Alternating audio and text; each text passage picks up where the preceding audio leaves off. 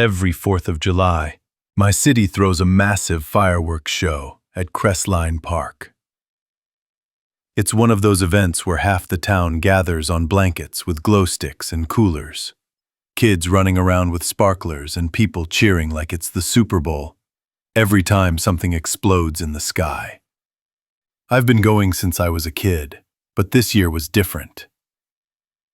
I saw something I can't explain, and I'm still not sure I was supposed to see it at all. It was the evening of the 4th, just past 8:30 p.m. The sky was fading from blue to that murky gray before full darkness. My girlfriend, Erin, had a headache and decided to skip it, so I went alone. Found a spot on a hill with a decent view, away from the loud crowd near the food trucks. I remember thinking how perfect the weather was. Warm but not humid, just the occasional breeze. Everything felt right until the show started. At first it was the usual lineup, bursts of color, rhythmically timed to music piped in from loudspeakers near the main field. But then I noticed something off. In the far distance, way beyond the coordinated city fireworks, I saw a single red burst. It was low to the horizon, didn't match the others, and it came without sound. Then, 20 seconds later, a green one. Again, no boom. Weird, I muttered, almost laughing to myself. Some backyard fireworks. But the pattern kept repeating. Red, pause, green, pause, red, red, green. Almost like Morse code. Now I should say, I'm not military or anything, but my uncle was a radio guy who always taught me to pay attention to signals. He once told me, if something repetitive shows up where it shouldn't, someone's probably trying to be seen. At this point, I stopped watching the main show entirely. I focused on those faint, strange flashes from the tree line, far beyond the park. Nobody else around me seemed to notice or care, but I couldn't shake it. Something about the timing felt intentional, not random, not festive, deliberate. I pulled out my phone and recorded a short video, zooming in as best I could. You can't really hear anything, because again, these bursts were completely silent. But when I played it back in slow motion later, I swear I saw movement just below the light, like a figure retreating into the woods. I know how it sounds, but something else happened that night. And that's the part that still keeps me up. About 15 minutes into the show, I noticed a guy standing just a few yards to my right. He hadn't been there before. Everyone else was seated or lying on blankets. He was just standing, stiff, arms at his sides, staring straight ahead. I tried not to stare, but he made it difficult. He was too still. He wasn't reacting to the fireworks at all. No smiles, no laughter, just this rigid posture like he was waiting for something. Or someone. Probably just high, I thought. But then, he turned. And he looked right at me. It wasn't a glance. It was direct, unblinking eye contact, as if he'd been waiting for me to notice him. He raised a hand, not waving, not signaling, just held it up. 5 fingers, then he lowered 1. 4, another, 3. I didn't wait to see what came after. I grabbed my bag and got the hell out of there. When I got home, I checked my recording again, zoomed, slowed it down, and that's when I realized something terrifying. The pattern of red and green flashes, they weren't just random. I compared the timing to a Morse code chart online. Red, green, red, red, green. It spells something. It's crude, but it's there. Run. I called the non-emergency police line, explained everything. They were polite, but clearly didn't think much of it. Just backyard fireworks. Probably a prank. I didn't sleep that night. I kept thinking about the man on the hill, the countdown with his fingers, and those silent bursts of color spelling a warning. Run. The next morning, I found out that a body was discovered in the woods just outside of Crestline Park. No official details were released, but a few Reddit sleuths claimed they heard on a police scanner that it was a young woman, tied up near a clearing with signs of ritual markings around her. The location? Roughly where I saw the red and green bursts. I don't know what I saw that night. I don't know if the man was trying to warn me or if he was involved. All I know is this.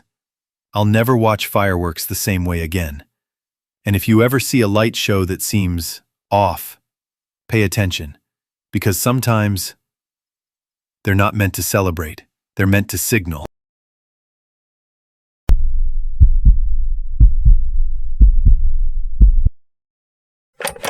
4th of July has always been big in my neighborhood. Cul-de-sac cookouts, kids with sparklers, that one guy who spends way too much money on illegal fireworks. It's the kind of place where everyone knows everyone, where the biggest scandal is whose dog peed on whose lawn. But last year something happened, something that still hasn't been explained. And honestly, I don't think it ever will. It started 2 nights before the 4th. I'd just gotten into bed, maybe around 11 p.m., when I heard what sounded like a single firework in the distance. A faint pop, then silence. I figured someone was just testing one out early. Annoying, but not unusual. Then another. Pop, pop, pop. Still faint, but a little closer. I looked out my window. No lights, no glow in the sky, just darkness. Weird.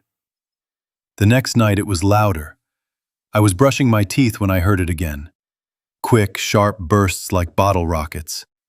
This time it sounded like it was coming from somewhere inside the neighborhood. I walked out to my porch. The street was quiet. No kids, no music, no grill smoke, just the occasional cicada and that. Pop, pause, pop, pop, boom. Except there was no light in the sky, just noise. I stayed outside for a few minutes, waited for someone else to peek out. A neighbor, a porch light, anything. But nothing happened. It was like I was the only one hearing it. The next day was the 4th. The neighborhood went all out.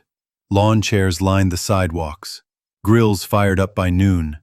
Red, white, and blue streamers everywhere.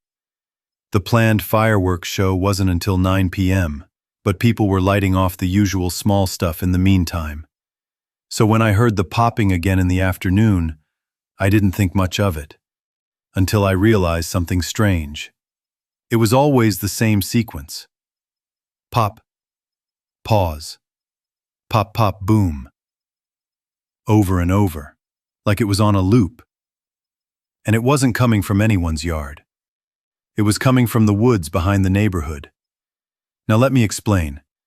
There's a small stretch of woods behind our cul-de-sac, maybe 50 yards deep. The HOA calls it a green buffer, but nobody ever goes in there.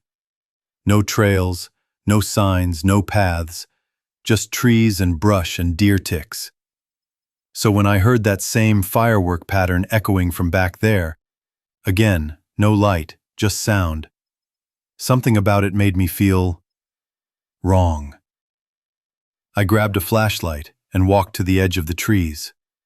There was no one there, no smoke, no flash of color.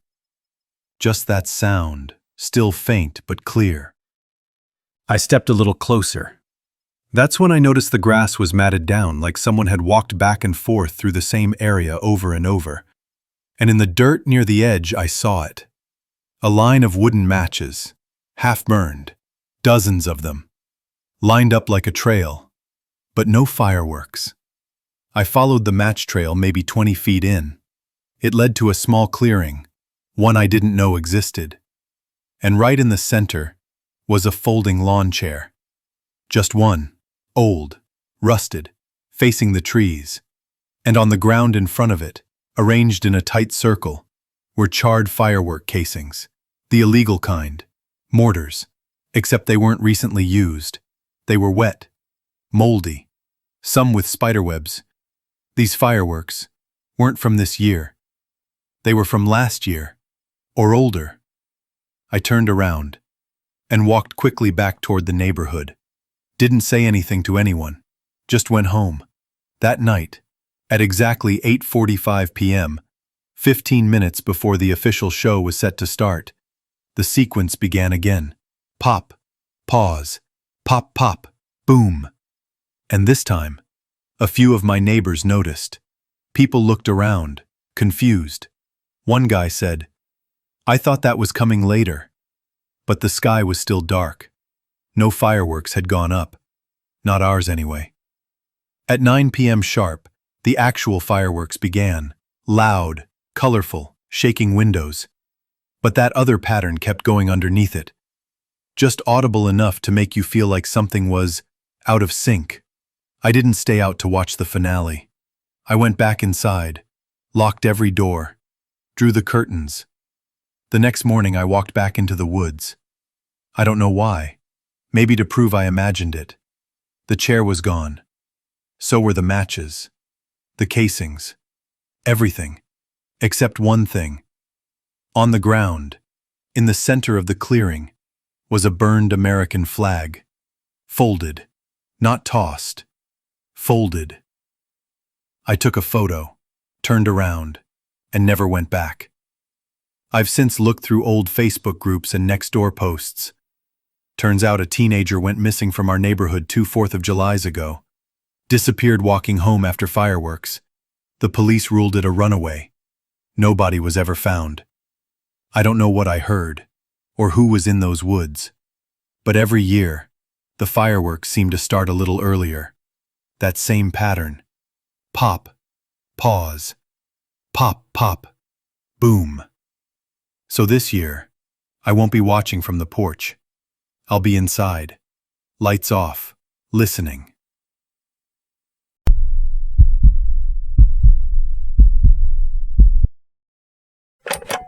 I spend every 4th of July weekend at my family's cabin in northern Wisconsin. It's isolated, peaceful, and right on a small lake surrounded by thick woods. The kind of place you go to disconnect. No cell service, just you, nature, and maybe the distant sound of fireworks echoing from a few towns over. This year, though, things were different, and not in the good way. It started with the new neighbors across the lake. My family's cabin sits on the southern edge. Across the water, maybe 100 yards out, was a house that had been empty for years. We used to call it the ghost house when we were kids, because no one ever seemed to live there. But this year, the lights were on. I first noticed it when we arrived on July 3rd. There were dim, warm lights flickering through the windows that night, candles or lanterns maybe. And for the first time in all the years I'd been coming here, I saw movement inside. People. At least, silhouettes. No cars in the driveway, no boat docked, just flickering movement inside the house. It gave me pause, but I chalked it up to someone finally buying the place and fixing it up. On the 4th of July, I stayed behind while the others went into town for the parade. I wanted some alone time. Around 4 p.m. I heard a loud pop, fireworks, coming from across the lake. But it wasn't fireworks. It sounded off, muffled, wrong, like something heavy dropping, or a gunshot. I stepped out onto our dock and squinted across the water. That same house, completely dark now. No lights, no movement. And I swear, I saw someone standing just beyond the tree line, watching, still as stone. That night, we grilled, watched the fireworks from our dock, and tried to enjoy the evening. But my eyes kept drifting across the water. No lights, no sign of anyone. And the strange thing was, every other cabin had some kind of celebration, lanterns, campfires. But not that one. It was dead silent. Around midnight, long after the fireworks ended and my family went to bed, I stood on the back porch having one last drink before turning in. And then, I saw it. A small light across the lake. Not inside the house, but just outside it. A single flame, like a torch. Then 2 more appeared. Then 3. A group of people, maybe 6 or 7, slowly began walking toward the water, holding torches. They reached the shoreline, stood in a perfectly straight line, and didn't move. I couldn't make out their faces, but one of them raised something above their head. It shimmered. Metal, I think. And then they all dropped their torches and disappeared back into the woods. I didn't sleep that night. The next morning I woke up early, ran down to the dock and looked across the lake. The house was dark again, but something was floating in the water halfway between our cabins. I grabbed the binoculars and focused in. It was a dead deer. Its front legs were bound with what looked like twine, and its stomach had been cut open. I called the local ranger station, told them what I saw, and they said they'd send someone to check it out. They sounded skeptical. Later that day, a ranger boat came by, pulled the carcass out and questioned us. I told them about the torches, the people, the weird metallic object, everything. But they just said, probably some kids messing around. That night, just before dusk, the lights in the ghost house came back on, but this time, they were red. All of them. Every window glowing with that same dim, pulsing red hue. No flickering, just solid, blood-colored light. And in one of the windows, I saw it. A person, standing perfectly still, facing our direction. I told my parents we needed to leave early, and we did. Packed up that night, hit the road by 1 a.m. We never looked back. Out of curiosity, I checked online a week later. The house across the lake, still listed as abandoned. No buyer, no renovations, no activity on the tax records. So who was there? What were they doing? And why, ever since that night, do I sometimes dream of a red light and the sound of something heavy dropping into water?